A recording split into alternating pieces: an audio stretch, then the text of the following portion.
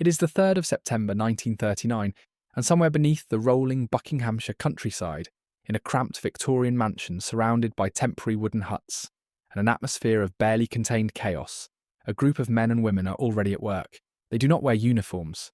Most of them look, frankly, like academics who have wandered into the wrong building. Because that is precisely what many of them are. Mathematicians, crossword champions, chess grandmasters, linguists, classicists, and at least one expert on medieval Icelandic poetry. They drink too much tea, they work at hours that make no military sense, and they are, in the most literal possible meaning of the phrase, about to change the course of history. The place is Bletchley Park in Buckinghamshire, England, and what happens within its walls over the next 6 years will remain almost entirely secret for another 3 decades after the war ends. The men and women here are not fighting the war with rifles or bombers or warships. They are fighting it with mathematics, with language, with the slow, grinding, brilliant act of breaking the codes that hold the entire German military apparatus together. This is the story of the most important secret of the Second World War. Not a weapon, not a battle, but a building, a bunker, a collection of huts. And the astonishing human story of how the intelligence produced within it did not merely assist the Allied war effort, but, by the most careful and conservative historical estimates, shortened the conflict by somewhere between 2 and 4 years, perhaps more. To understand what Bletchley Park accomplished, you must first understand the problem it was designed to solve. By the late 1930s, the German military had adopted a cipher machine called the Enigma. It had been invented commercially in the early 1920s, adapted for military use, and by 1939 it was in use across the Wehrmacht, the Kriegsmarine, and the Luftwaffe. The British knew of its existence. They did not know how to break it. The Enigma machine looked, superficially, like a typewriter. An operator would type a letter, say the letter A, and through a series of internal electrical pathways, running through 3 or more rotating wheels, or rotors, that letter would emerge as an entirely different letter which would light up on a bulb board. The recipient, with an identical machine set to identical initial settings, could reverse the process. Every time a key was pressed, one of the rotors advanced, meaning the substitution changed with every single letter typed. The number of possible configurations, accounting for rotor choice, rotor order, rotor starting positions, and an additional plug board that could swap pairs of letters, ran into the hundreds of millions. The Germans quite reasonably believed it was unbreakable. Every morning, new settings were distributed to operators across all theatres of the war. Yesterday's decryption was worthless. The problem began again from nothing. Before the war, Polish mathematicians Marian Rejewski, Jerzy Rodzicki, and Henryk Zygalski had performed remarkable early work on Enigma, exploiting procedural weaknesses in how German operators actually used the machine. Their methods reduced the problem significantly. But when Germany invaded Poland in September 1939, the Polish intelligence services handed their findings to Britain and France. It was a gesture of extraordinary generosity under the most desperate circumstances, and it gave Bletchley Park the foundation upon which everything else was built. But the Germans soon tightened their procedures. The procedural weaknesses dried up, and by the summer of 1940, with France fallen and Britain standing alone, the pressure on the codebreakers became almost incomprehensible. Every day that the Enigma traffic went unread was a day that convoys sailed blind, that bombers flew without warning, that soldiers moved to positions the Allies could not anticipate. The need was not merely military, it was existential. The Government Code and Cipher School, GC and CS, as it was officially designated, had occupied Bletchley Park since August 1939. The estate itself was a Victorian Gothic confection, all turrets and mock Tudor gables, set in pleasant grounds that would soon be consumed entirely by hastily constructed wooden huts and later concrete blocks. It had been chosen partly for its geographical convenience, equidistant between Oxford and Cambridge, from which it drew much of its talent, and partly because it had a direct telegraph line to London. In the early days it housed perhaps 200 people.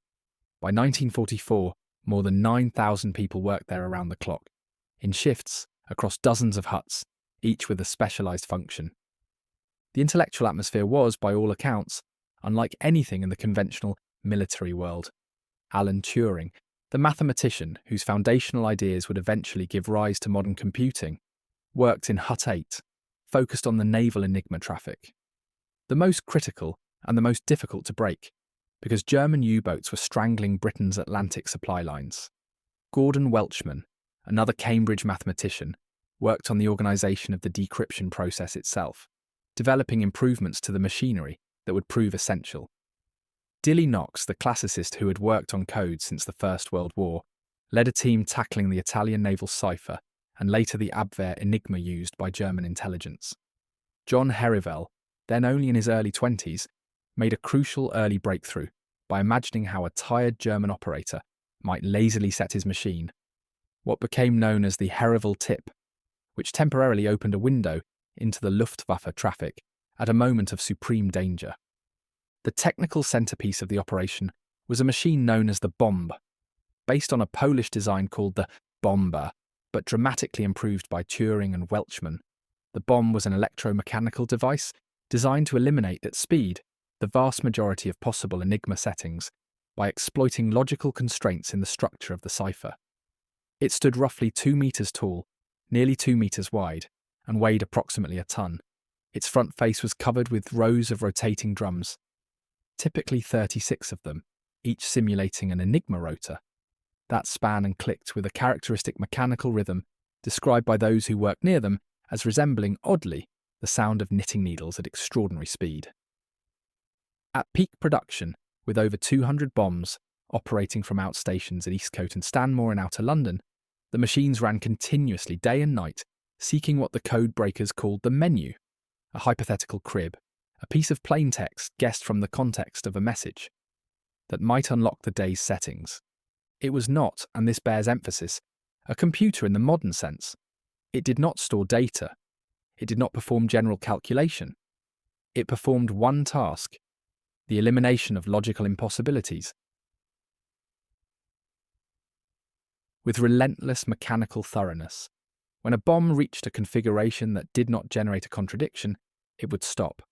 A light would illuminate, and a human being, almost always a young woman from the Women's Royal Naval Service or the Auxiliary Territorial Service, would record the settings and pass them to the codebreakers for verification. The production of the bombs was contracted to the British Tabulating Machine Company, based in Letchworth, Hertfordshire, about 30 miles from Bletchley. The first machine arrived in March 1940. By the end of the war, more than 200 had been built, each one representing weeks of precision engineering, at a time when the entire British industrial economy was under extraordinary strain. If you are finding this interesting, a quick subscribe helps more than you know.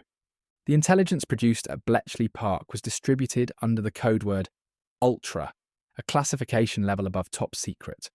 The existence of Ultra was so tightly held that the teams who received it in the field were told only that it came from a reliable source or a well-placed agent. No field commander was to act on Ultra in a way that might reveal to the Germans that their cipher was broken. Aircraft had to be dispatched first to discover a convoy before it could be attacked, providing cover for the intelligence that had located it. Entire operations were arranged so that German analysts reviewing post-battle intelligence would see nothing unusual. The consequences of this secrecy were sometimes agonizing. In November 1940, Ultra intercepts indicated an impending German air raid on a major British city. The target was Coventry. The decision of whether to scramble obvious defensive measures and risk revealing the source, or allow the raid to proceed largely undisrupted, has been the subject of historical argument ever since. The city was devastated. Whether those in authority knew the specific target in advance and precisely what decisions were made remains contested, though recent scholarship suggests the intelligence was less specific than legend implies. What is not contested is the role Ultra played in the Battle of the Atlantic. Between 1940 and 1943, German U-boats were sinking Allied merchant tonnage at a rate that threatened to sever Britain's supply lines entirely. In the critical months when Hut 8 was able to read naval Enigma traffic, convoy routing officers in London used the intelligence to steer ships around known U-boat patrol positions, sometimes in dramatic sweeping diversions across thousands of miles of ocean. When the naval Enigma changed its settings in February 1942, the period codebreakers called the Blackout. Monthly Allied shipping losses spiked catastrophically. When access was restored, they fell again. The correlation is documented and unmistakable. In North Africa, German General Erwin Rommel's supply lines across the Mediterranean were read in detail. In the run-up to D-Day, Ultra confirmed that German deception measures had succeeded. Hitler believed the main invasion would come at the Pas de Calais, not Normandy, and the intelligence that this deception was holding allowed the Allies to proceed with a degree of confidence they could not otherwise have possessed. It is worth considering for a moment what Germany built by way of comparison. The Germans had their own cryptanalytic organisation, the OKW/Chi, the cipher department of the Wehrmacht High Command, and it achieved notable successes, particularly against Soviet and lower-grade Allied codes. German signals intelligence was not negligible, but it operated in an environment of severe inter-service rivalry, bureaucratic fragmentation, and, perhaps fatally, a profound institutional conviction that Enigma could not be broken. German analysts occasionally noticed anomalies in Allied behaviour that suggested their codes might be compromised. These warnings were not adequately pursued. The belief in Enigma's invulnerability was simply too deeply embedded. The Americans, when they entered the war in December 1941, brought extraordinary resources and quickly became equal partners in the ultra-intelligence enterprise. American bomb production, undertaken by the National Cash Register Company in Dayton, Ohio, eventually outpaced the British effort in volume, and American cryptanalysts made critical contributions to breaking the more complex naval Enigma variant. The four-rotor machine, introduced by the Germans in February 1942, which temporarily defeated all existing bombs and prompted months of desperate redesign at Bletchley. The Colossus machines, developed at Bletchley Park in 1943 and 1944 by post office engineer Tommy Flowers, went considerably further. Built to attack a different cipher system entirely, the Lorenz SZ-42 used for encrypted teleprinter traffic between Hitler and his field commanders. Colossus was a true electronic computing machine. It used 1,500 thermionic valves in the Mark I version, rising to 2,400 in the Mark II, and it could process the punched tape of intercepted Lorenz messages at 5,000 characters per second. 10 Colossi were eventually built. The intelligence derived from Lorenz, codenamed Fish, gave the Allies direct insight into German high command thinking at the most senior levels. Against nothing in any other nation's arsenal did Colossus have a direct parallel. The Germans had nothing comparable. The Americans had nothing comparable. Britain had built, in the middle of a total war, the world's first programmable electronic computer, and promptly classified it so completely that its existence would not be confirmed publicly until 1975. Historians who have examined the full Ultra archive, declassified in stages from the 1970s onward, have been careful about the specific claims made on Bletchley's behalf. The intelligence did not win the war alone. Wars are won by soldiers, sailors, aircrew, logisticians, factory workers, farmers, and the accumulated weight of industrial production that the Allies collectively could bring to bear. Intelligence amplifies military power. It does not substitute for it. What Ultra accomplished, with reasonable confidence, is this. It compressed the war. Operations that might have taken months of bloody trial and error were shortened because commanders knew, with unusual precision, what the enemy had, where it was, and what it intended to do. The Battle of the Atlantic, which was, in a real sense, the one battle that Britain could not afford to lose, was turned decisively in the Allies' favour, and Ultra's contribution to that turning is well documented. The psychological dimension also deserves mention. German commanders, at every level, trusted Enigma. They sent traffic freely, in the belief that even if it were intercepted, it could not be read. This confidence led them at times to an operational openness and kreatinoi, a willingness to transmit detailed operational information, that their adversaries, who were more cautious about their own codes, might not have permitted themselves. Bletchley Park did not merely intercept messages, it exploited an enemy's certainty. Survivors of Bletchley Park were forbidden, for decades, from speaking about what they had done there. Men and women who had spent years at the intellectual frontier of the war effort returned to civilian life and said nothing, not to their spouses, not to their children, not even to colleagues who had worked in different huts at the same establishment. The secrecy was maintained with a discipline that, in retrospect, seems almost surreal. Veterans who had met at Bletchley and married each other would sit in silence at the same dinner table for 30 years, neither mentioning what they both knew. The codebreakers' contribution to the war went entirely unacknowledged in the official histories, in the victory celebrations, and in the public memory of the conflict. Today, Bletchley Park exists as a museum and heritage site, open to the public in Buckinghamshire. Surviving Bombe replicas have been painstakingly reconstructed by volunteers.